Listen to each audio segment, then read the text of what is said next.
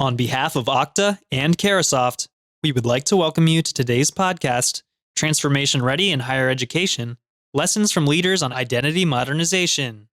During this podcast, colleges and institutions across the country and the Tambellini Group, the leading independent technology research and advisory firm dedicated exclusively to higher education, discuss the status of multi-factor authentication on campus, zero trust in higher education, and more. You will hear directly from campus leaders as they share their journeys to improve identity access and security systems, and how other campuses can adopt similar strategies. Thank you all for taking the time to join us today.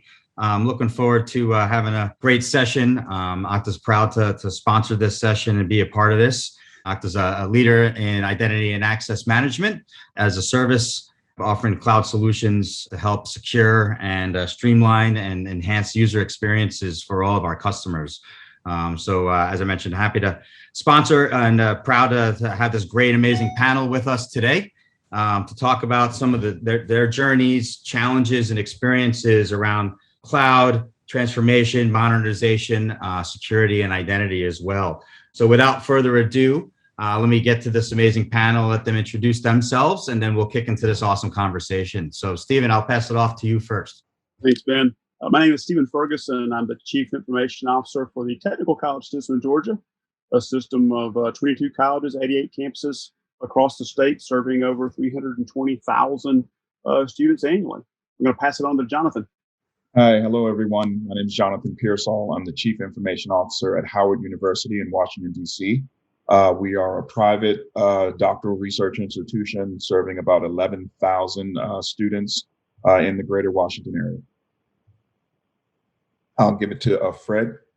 Thank you, Jonathan. I'm Fred Rocha. I'm the Chief Information Technology Officer for Coast Colleges in Southern California, one of 116 community colleges in the state and one of 73 districts. And I'll pass it off to Brad.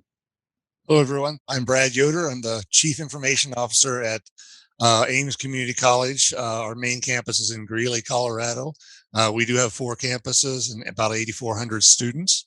And I'll give it over to Dave. Thanks, Brad.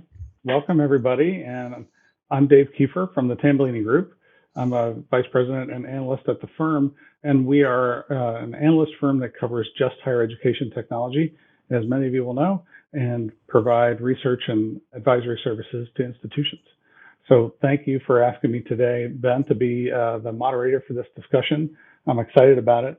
Before we dive into the Q&A portion here with the panel, I wanted to just talk a little bit about what we're seeing from a market perspective in higher education right now.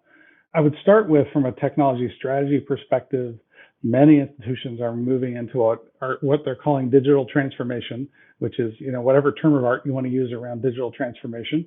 It's a bit of a buzzword at the moment, but it is and it isn't, because what it's come to mean in our industry is a lot more than modernization of technology.